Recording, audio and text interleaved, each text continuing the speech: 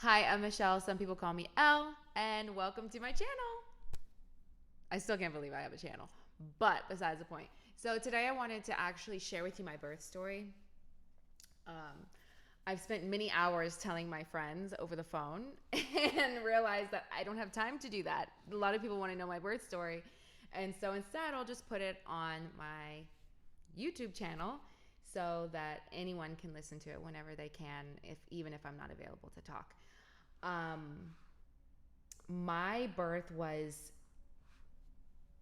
such an empowering experience. It was probably the hardest thing I've ever done, but it was extremely empowering and life changing. And so I think the thing that's so wonderful about my birth story is that, and my birth experience, is that it wasn't just about going through birth. Was almost experiencing a lesson, almost like the way that God spoke to me through this birth and this spiritual experience that I had birthing my daughter was so powerful and life-changing, and just in that sense, let alone, entering motherhood through the experience as well. So that's why I wanted to share it, because it was also very much a spiritual experience, not just about surviving birthing a human, the craziest thing we'll probably do as women, but also the things that I learned spiritually have changed my life as well. So I wanted to share that. First, before I dive deep into this, I want to just say 3 tips I give to every mom who is about to go into birth and who ask me for their tips. 1, surrender. I think it's very important to surrender. Everyone's birth is different. And I do encourage you to declare what your birth plan is and then find the balance of surrendering it all, and that God will meet you there and has already worked out every detail for you. 2, stay present. One thing that I've learned and I think is so important, and what other mothers and my doula were saying to me, is that birth is a process. It is a process. It's a process. I'm not even sure if it's an event. I wouldn't call it an event. I would call it a process, a journey. And I think it's way healthier to see it through that perspective. So the best thing that I learned is that you do not want to rush it.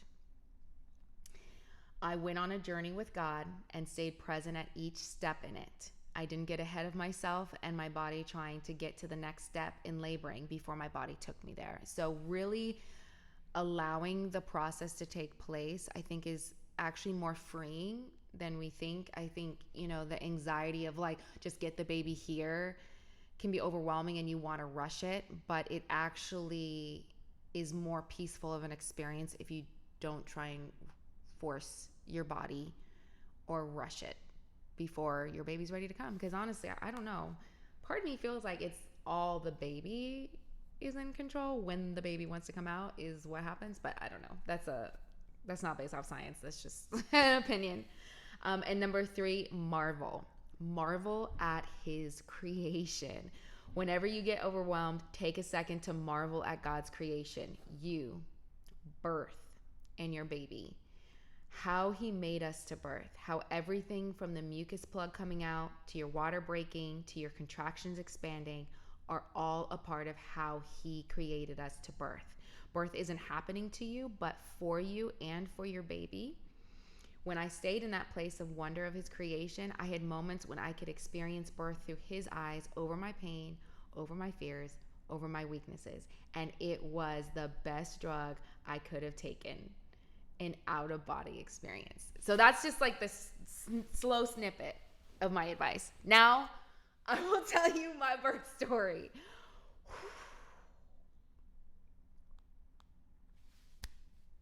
Birth.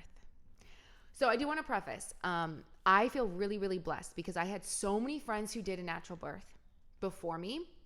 So I learned so much from them, just from their experiences of the mistakes they made, of things that they would do better, they would do differently, what to actually expect. And so because of that, I feel like I was very prepared. I also listened to a lot of birth stories.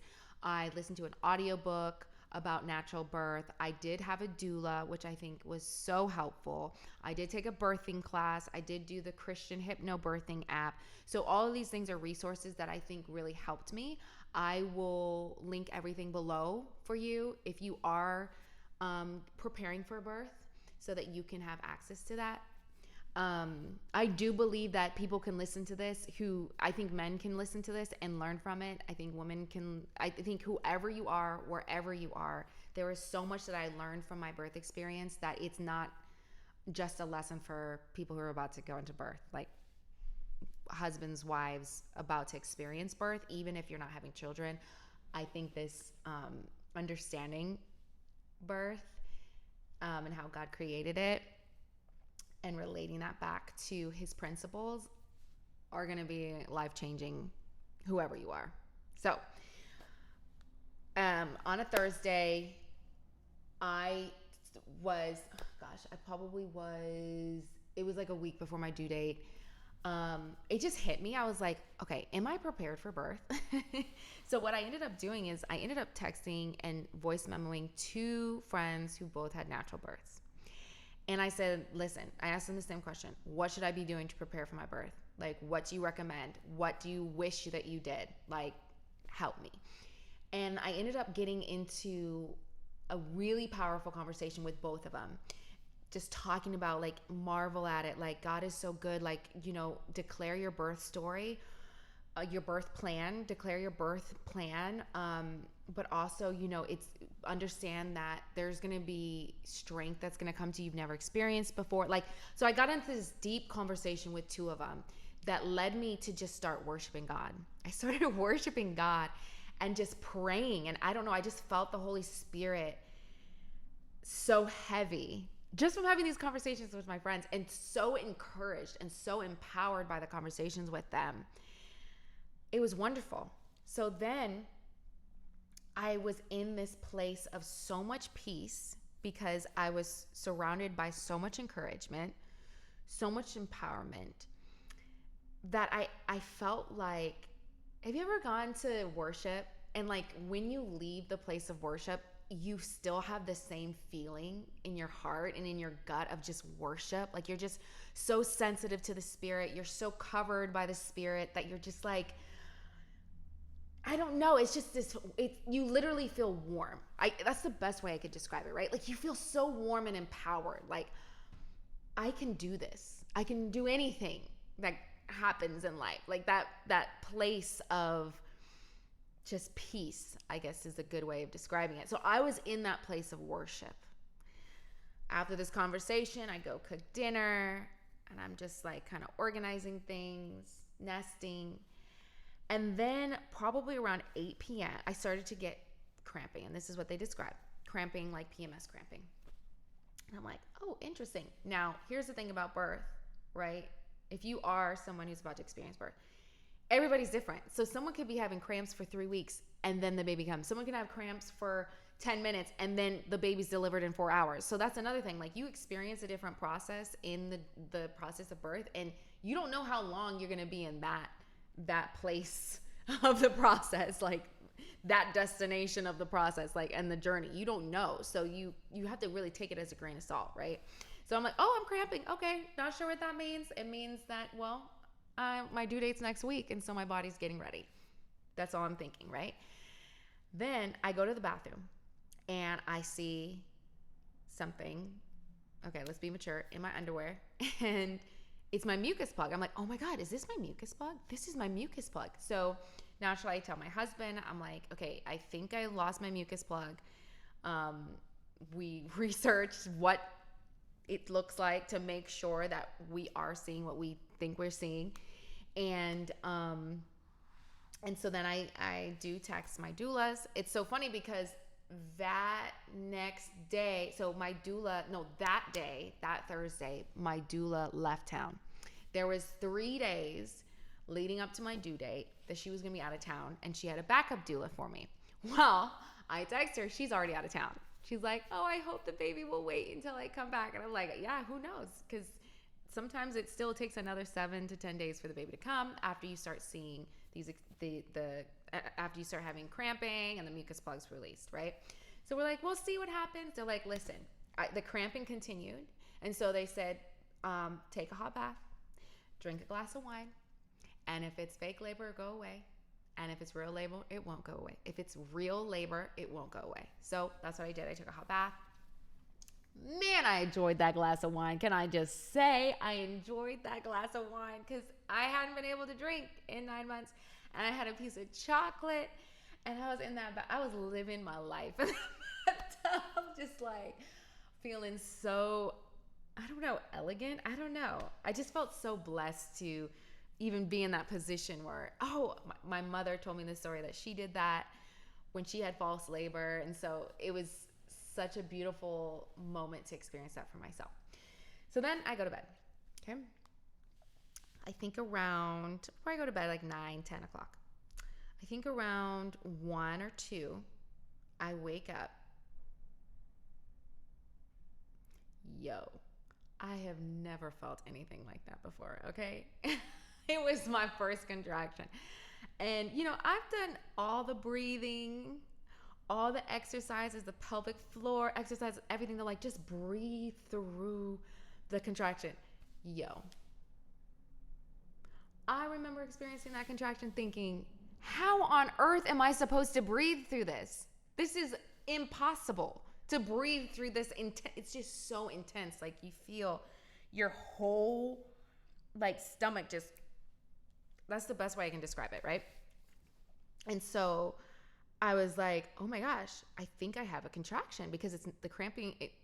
It has progressed from just cramping to like an intense feeling for a minute and then it just disappears. So I'm like, okay. But here's the thing. I had watched tons of birth stories. I had talked to friends, and a girl that I know, she had an experience with her birth story where she was talking about how she really wanted the baby to be born a certain day. And so when she started to experience contractions, she was like, no, this baby's coming today. And she really was trying to labor this baby out. The baby came 3 days later. And the doula said, the midwife said, rest. But, I think her heart desire was, no, the baby, let's just do the work so the baby can come now. And so this is something that I learned in my prep is like, you can want your baby to come at a certain time, but that baby's going to come when they come. And so that's why for me, I was like, you cannot rush this experience. You have to surrender it. That's one thing I did go into labor knowing you cannot rush this process. You must surrender. And God had been speaking to me about surrender all leading up to this birth. You need to surrender. You need to surrender. And even, my mother had C-sections 3 times, and she tried to have a natural birth with every single one of us. And something had happened where she ended up having to get a C-section.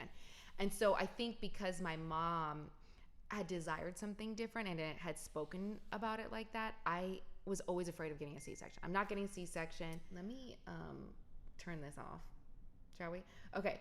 So because my mom had her perspective of the C-section, it seemed like there was disappointment. I think I was always afraid of getting a C-section. So one of the things that I did do leading up to the birth is like, you need to be okay with possibly getting a C-section. That if it comes down to that, you need to understand that you did not fail, that your birth is not a failure, that however this baby needs to come here, they need to, and come here healthy, needs to be done. And so I did do visualization exercises of me having a C-section and understanding what that entails so that if it got to that point, I would not be anxious or panicked. I would be able to surrender with peace and let the process be done. Because I didn't want it to be a negative experience, even if I did get a C-section, because at the end of the day, your baby is here and C-section saves lives. It saved my life. So that was one thing that I did do. So when I started getting contractions, I knew a lot of women talk about it's so hard with contractions to sleep. They tell you to sleep, but no one does it. It's like hard. Some people are like to stay awake, but they do talk about get rest because birth is a process and it's a journey and we don't know how long it's going to last for you. Everybody's different, and especially your first birth, right? And so here's another thing that I set myself up for. I knew that I wanted to have a natural birth, but I was like, look, you don't know what it's like. you never birthed a child. Like, you think you can tolerate pain, but who knows? You've never experienced it. And so what I did is I knew, based off of many, many birth stories, that a lot of women who had their first birth lasted between 25 and 40 hours. As much as we want that 10-hour birth, most women, from what I heard from their experience, it was 25 to 40 hours. So I told myself, you are going to prepare to have a 40-hour birth. I know myself personally, and so I know what I thrive in, and if I prepare for something that requires more from me than what is actually needed, I'm going to just be better. Like, I'm gonna handle things better. If it's better for me to prep for extreme circumstances and then be pleasantly surprised when it's not as bad as I prepped, than to under prep and then be in crisis. So for me, I was like, look, 40 hours, just expect, be prepared, not expect, actually, that's not the right word. Be prepared for a 40-hour birth. And if the baby comes sooner than that, then you win. But you need to have energy for 40 hours. And I also was like, you know what? If after 40 hours, like, I'm done, take that epidural. Don't think about it. Don't even think twice about it. Take that thing and move on with your life. You're going to be just fine. You know what I mean? So that was something that I think really helped me in my prep, is that I gave so much space for my birth to take place in. I didn't give unrealistic expectations. And I do have a friend too, where, you know, they were declaring pain-free, declaring all these things, and when it didn't happen like that, it was very hard to deal with it. And birth is stressful enough. We don't need to put extra pressure for it to be a certain way. That's too much. So because of this prep that I did, that I just shared, when I started to get contractions, I was like, you gonna sleep. I don't care. You gonna sleep because you need your rest. You're about to do 40 hours. This is the beginning of a long journey, so you're gonna rest. So the contractions were really intense, but I purposely forced myself to sleep, which is so funny because in the morning, my husband was like, dang, you got some sleep. I guess he didn't sleep because I started snoring so loud, but I made myself sleep and I got that rest. So he made a joke the next morning about it. But that night, I'd wake up probably maybe every 30, 45 minutes to a contraction. And I'm telling you, like, I did start to get a little worried because they were so intense. And I'm like, this is the beginning labor and it's already this intense. And I could use the word painful, but I think pain is actually not even, it's not just me trying to minimize it or, you know, describe it in a better way. I don't even think pain is enough of a description, because yeah, it is painful, but it's just intense because it's like your whole body, the rest of your body is weak and every muscle right here is like clenching for its whole life and existence, for its dear life. So it's a very different feeling than anything else. So that night I've made myself sleep around, I believe, like 6:30 or 7. I wake up and I'm like, okay, I'm getting contractions every 30 minutes. And so it was Friday, and I was, at that point, I was like, yeah, I think we're progressing. And so I texted the doula. They're like, okay, just rest, eat, drink water, and we'll see where it goes. And at that point, my husband had asked me, he was like, should I stay home from work? Because it was a Friday morning. And I didn't know. I was like, I don't know. We don't know how long. This could last till, you know, Monday. This could last till Saturday. I don't know. And then ultimately, I was like, stay home. What are you going to lose if you just stay home and hang out with me? Like, even if the baby doesn't come today, like, it's fine. And so at that point, the contractions were starting to get really intense. So what I ended up doing is like, you know what? I'm going to take a hot bath. The hot bath helped so much. It really helped. And so I started, because it relaxed me enough, I could start really practicing my breath work at that point. And afterwards, I ate breakfast. I started drinking a lot of electrolytes. and I started to find a rhythm that works for me. Whenever the contraction would happen, I started to find the exercise that I had practiced that actually relieved the intensity for me. So I was able to practice those different things and kind of find my own way of dealing with it. It was still really hard to do the breath, but I mean, I was able to do it better than when I first started. So I was more encouraged at this point, like, okay, I can do this. Okay. That was like a little scary there for a second. I didn't know if I could do this, but okay, we're finding a rhythm. We got this. So then I just started doing exercises, and with the ball, really, the child pose was so comfortable for me while I was pregnant, just doing the child pose. So I was doing that, and around 2 p.m., I was doing the child pose and just breathing. And the next thing you know, I don't even know how to describe this feeling. I felt the weirdest feeling. Like, it kind of felt like, maybe it did feel like a tear, but it didn't hurt. It just felt like there was like I guess that's the best way I could describe it. It was like a tear or something. And I'm like, what the heck? And then I started to feel liquid moving inside of me first. And then I'm like, I need to go to the bathroom. So I get up and I start to run. And the next thing you know, water just starts gushing out from me. So turns out my water broke. It's so funny how in movies they show all the water coming out, and then people are like, no, it doesn't really happen like that. I had always heard that movies over dramatize when your water breaks, that it's actually not that much water. I don't know. For me, that was a lot of water. Like, I had puddles of water leading to the bathroom from the living room. Puddles of water. It was so much water. I was not expecting it to be that much water. And so I was like, oh my gosh, my water broke. My water just broke. My water just broke. So we took a whole video and everything. And at that point, we started texting like, okay, we think the water's broken, all this stuff. So one thing that I had learned from my other friends and their birth, and I've learned from my doula, is that when your water breaks, you have 24 hours before you need to go to the hospital. Because some women, when their water breaks, it could still take them 24 to 48 hours to get into active labor. Everyone's different. And so for me, I really didn't want to take Pitocin or induce labor at all. So I knew, okay, I have 24 hours since this water broke to still labor at home. We'll see how I progress, and we'll go about our business, right? And so I ended up having to wear a diaper, because I didn't know this, but when your water breaks, every hour or so, another gush of fluid is released from your body, because the sac is no longer holding the fluid, keeping the baby nice and cushioned in there. So that was a very interesting experience, having water gush from my body every 60 to 90 minutes.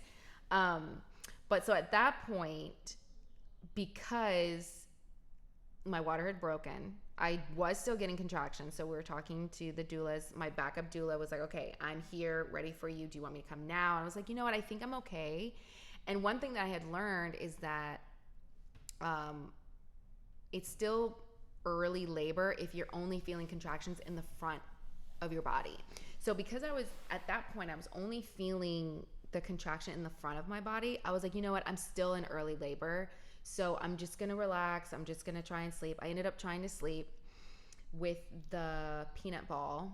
I think I slept for maybe 40 minutes, maybe an hour. I thought I slept for like 8 hours, you guys.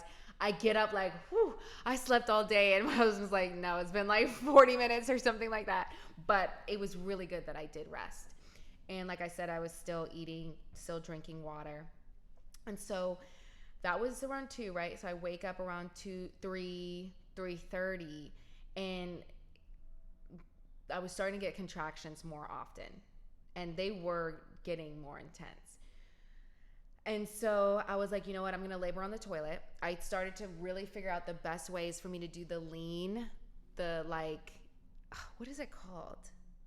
Where you put your leg up on something high and just like breathe through and lean into it while you get the contraction. That was my secret sauce to surviving a contraction. Oh my God, it made such a difference. And so I just ended up staying on the toilet and laboring. And I was like, okay, I gave myself, At 5 p.m., you can take a shower, because one thing I had learned too is laboring in the shower. Once your water breaks, you can't take a bath, but laboring in a hot shower helps so much. And so I'm like, okay, 5 p.m., you just got to make it to 5 p.m., right? And so it's funny because I thought I had so much time. I was like, I'm going to wash my hair, I'm going to do all that stuff, and then I'm going to do my hair, and then I'm going to do all this stuff. I ended up taking a shower, 5. I probably stayed in there probably like 45 minutes. I don't know. But at this point, I started to feel some back labor. So back labor is great. You're getting closer to labor. And so, but then it's the butt pressure when you're like getting ready to transition, I guess, if I remember correctly. So back labor, I'm like, okay, I'm going into back labor. So then at this point, because I started feeling back labor, I was like, okay, have the doula come at 7, because between 7 and 8, and because of traffic, she lives on the other side of town. So she was like, hey, when do you want me to come? Because of traffic, if I leave at 4, I'm not going to get there till 7 anyways. So like, it's either come at 4 or like 5ish, or like 4:30, or come at 7. So at that point I was like, okay, come between 7 and 8. And I'm thinking like 7. And then I tell my husband that, but he knows like, no, we want to labor at home as much as possible. He tells her like 8, right? And there's a Lakers game going on at 8. And I'm in there thinking, wait, this is progressing. This is progressing. And so I was like, okay, I just need to get ready to be there at 7, right? And so then I realized that he said, I think around 6:50, yes, I was ready to go to the hospital at 6:50. 6:50, first of all, the contractions were probably every 5 minutes. And then I felt a contraction with butt pressure. Listen, y'all, when people say butt pressure, I was like, I don't know what that means. Let me tell you, I felt it. And it is intense. It is such an intense experience. And so at that point, I'm like, oh, I need to go to the hospital. I'm getting back labor, front labor, and butt pressure. This is a sign that I'm actually getting really ready. And it's so funny because I was so annoyed in a way too, because I was trying to give myself things to do and be distracted that I was holding off doing my hair. And then at that point, I couldn't do my hair because I was the contractions were so intense. There's no way I was going to do my hair. There's no way. And so I was like, and I came out, I was like, where is she? Where is she? I need to go to the hospital. Like, oh, I'm 20 minutes away. I'm 20 minutes away. And at that point, my little brother came to get our dog, and he saw me, and there's a video of me laboring, like, like I had to start moaning at this point because the contractions starting to get really intense. And I'm keeping track of everything as well.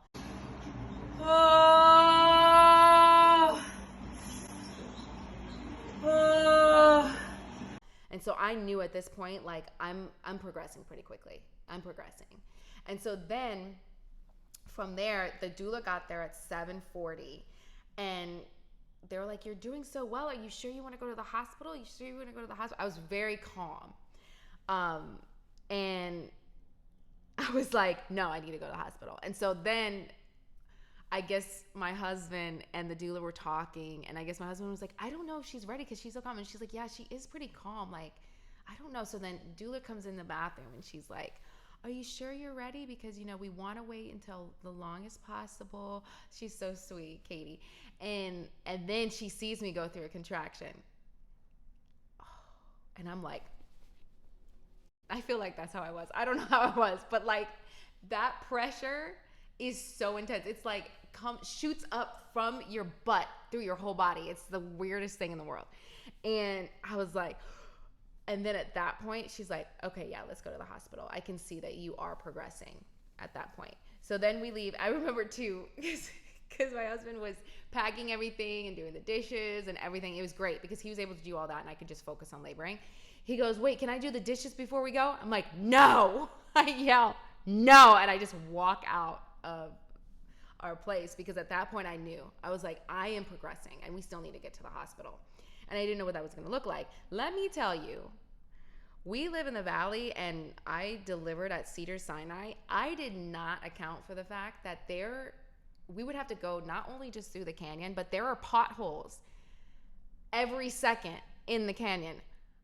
y'all, I was laboring in that car, and it hurt so much because every bounce from the potholes, I would feel my baby basically thrust onto my pelvis.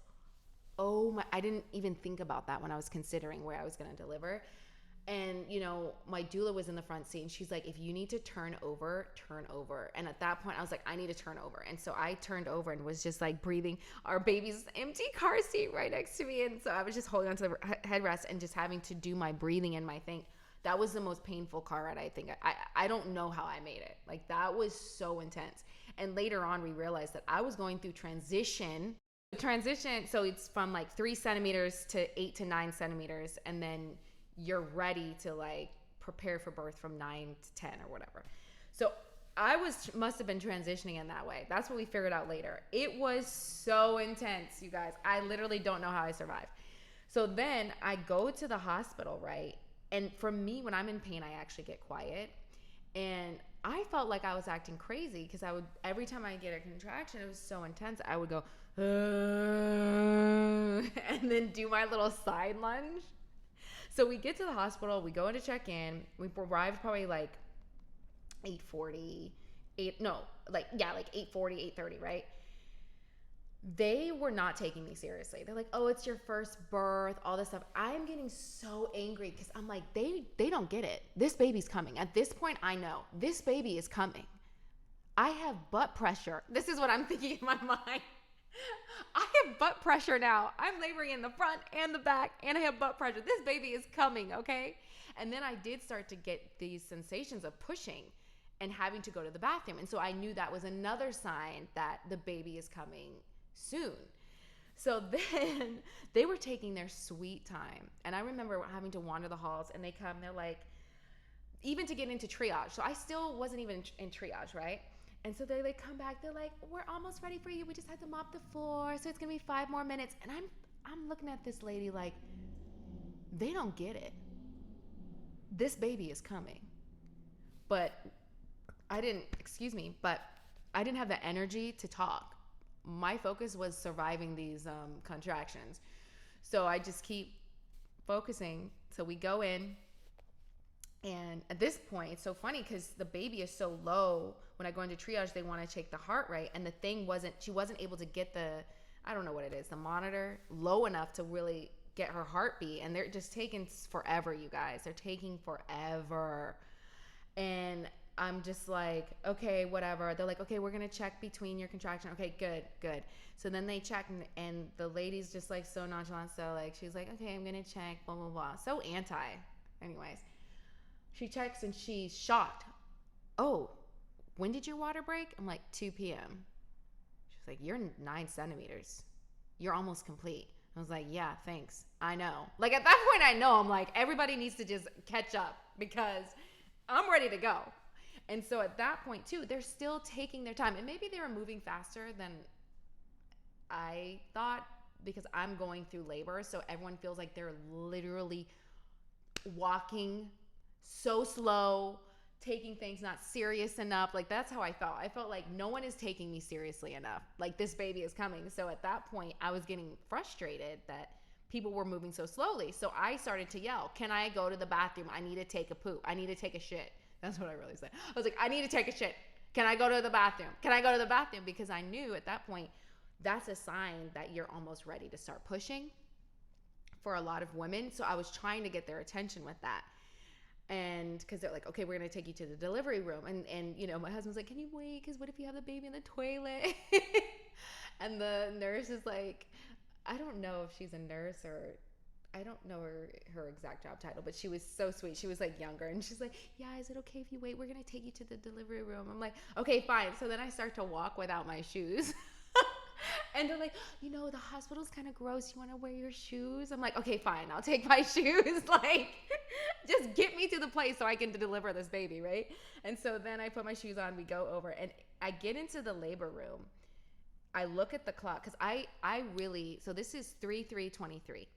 And I did earlier that day, like, think, oh, it would be really cool if she was born on 3/3/23. But I'm not going to force it. I'm going to be present. I'm going to let this birth happen the way it's supposed to. I'm just going to stay present, right? And so at this point, I'm in the delivery room, and I think, is it still Friday? And I look at a clock, and it says 10 p.m. So remember, we arrived at the hospital at 8:40. It took them that long to get me into a delivery room. That's besides the point. So at that point, I just start doing everything, practicing every position to birth. My doctor, it's funny because I also had to have the backup OBGYN because my main doctor, of course, was out of town that one chunk of days as well. So I had my backup doula and my backup doctor, but it was great. They were all very supportive of my natural birth. And so I just started birthing and moaning and trying different positions. And then I just started pushing because I felt the urge to push. They did one more check. They're like, okay, you're 10 centimeters and you're in the position. So go ahead. And they just kind of watched me do it. But there was a point leading up to that where I started to panic because I was like, I started to think, and I quote, "You're a fucking idiot." I'm going to say exactly what I thought. "You're a fucking idiot. You should have taken the epidural. This is too much. This is too much. You should have taken the epidural, and now it's too late." Like, these are the thoughts that are going through my head. But then I remembered that in my birth course, they say there's going to get a point where you really hit the wall. Like, you hit a wall and you feel like you cannot take it any longer. And that is a good sign that you're almost there. So stay encouraged and push through. And so in my mind, I'm having this moment like, oh my God, you're a fucking idiot. You should have taken that epidural, blah, blah, blah. But then I realize, I'm like, this is this moment. This is the moment. I'm almost there. I'm almost there. And so one advice also that I've received is that to take wonder, like throughout the process, like really take a moment to get outside yourself and just be in amazement and reverence of what your body's doing. Because you literally feel your body moving this baby inside of you. It's the craziest, most miraculous thing I've ever experienced. And so in that moment, I take a breath and I'm like, this is incredible. I'm here. I'm 10 centimeters. I'm almost done. And I just start to worship God and say, thank you, Jesus. Thank you, Jesus. Thank you, God. My husband starts to play music. I don't know what he played, but it was a vibe, okay? And it was helping. And then my doula was like, hey, can I put some stuff, oils on you and things like that? And I was like, yes, please, please, please. Whatever she rubbed on me, oh my gosh, she put a cold towel with some oils here and on my head and then on my back and on my bum. Like, she just massaged all where I was feeling those contractions. And it was like I was refreshed. I was like, okay, I can do this. And then I started to push, and everyone was like, you're doing such a good job. You're doing such a good job. We didn't even think you were this far along because you've been handling it so well. So everyone's encouraging me as well. And so then I just moaned and I delivered my baby on my hands and knees. So the doctor and my husband actually caught her from behind. She did let my husband catch her, which was just a wonderful experience. And I just started to moan, and I was just like I did a warrior cry, like, what did I do? I don't know what I did. I'm trying to reenact it, but now it feels very strange to reenact that outside of context. But I did like a huge warrior cry. Almost there, baby. You got this, baby. Oh!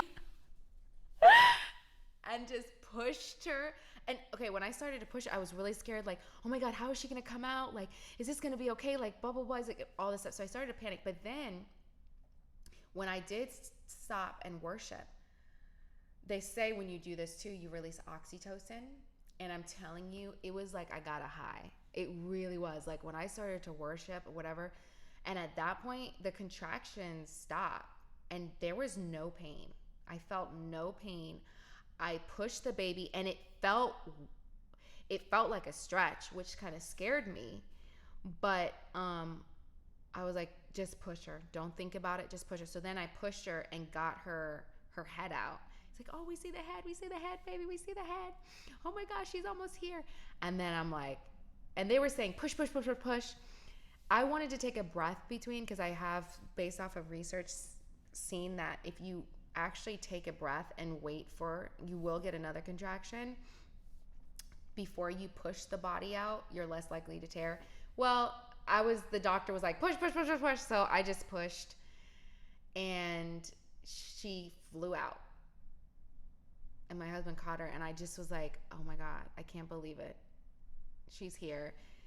They gave me the baby, and I just held her, and I was like, oh my God, I can't believe this is a real thing. This baby is here. And I didn't have any pain. At that point, I didn't have any pain. And so I ended up laying down. They kind of took care of the baby. I just had her really on my chest. I did ask for that golden hour. And then they did examine me, and they're like, and I did get a 3rd-degree tear, which is unfortunate. They were like, do you want morphine for us to stitch you up? I was like, they're like, you don't need to be no hero. Like, you don't need to be stitched up. We can do they did a lidocaine shot. Like, just get the morphine. I'm like, okay, fine. I'll get the morphine. But it's so funny because they took so long to get the morphine. They were done stitching me up by the time the guy came to give me morphine. So I still didn't even end up taking it. But the lidocaine, I think, helped a lot. And I could feel pressure. But, honestly, I think because at that point, the adrenaline is so intense throughout your body, I didn't feel pain. I didn't feel them stitching me up. So it was actually fine for me. I felt pain, I think, like 4 hours later. I woke up in the room like, oh, frick, this hurts. So that was more painful once everything started to wear off, the adrenaline. But yeah, that was my birth story. And I ended up, the mucus plug came out probably 7 or 8 p.m. Thursday night. She was in our arms by 11:05 p.m. on Friday night. She did get to have the birthday of 3/3/23, which was so sweet. She made it in time. And I think it wasn't just about being proud of myself for having the birth without medication, but the experience was so powerful. 1, surrender. I think it's very important to surrender. Everyone's birth is different. And I do encourage you to declare what your birth plan is and then find the balance of surrendering it all. And that God will meet you there and has already worked out every detail for you. 2, stay present. One thing that I've learned and I think is so important, and what other mothers and my doula were saying to me, is that birth is a process. It is a process. It's a process. I'm not even sure if it's an event. I wouldn't call it an event. I would call it a process, a journey. And I think it's way healthier to see it through that perspective. So the best thing that I learned is that you do not want to rush it. I went on a journey with God and stayed present at each step in it. I didn't get ahead of myself and my body trying to get to the next step in laboring before my body took me there. So really allowing the process to take place, I think, is actually more freeing than we think. I think, the anxiety of like, just get the baby here can be overwhelming and you want to rush it, but it actually is more peaceful of an experience if you don't try and force your body or rush it before your baby's ready to come. Because honestly, I don't know. Part of me feels like it's all the baby is in control. When the baby wants to come out is what happens, but I don't know. That's not based off science. That's just an opinion. And number 3, marvel. Marvel at his creation. Whenever you get overwhelmed, take a second to marvel at God's creation. You, birth, and your baby. How he made us to birth. How everything from the mucus plug coming out to your water breaking to your contractions expanding are all a part of how he created us to birth. Birth isn't happening to you, but for you and for your baby. When I stayed in that place of wonder of his creation, I had moments when I could experience birth through his eyes, over my pain, over my fears, over my weaknesses. And it was the best drug I could have taken, an out-of-body experience.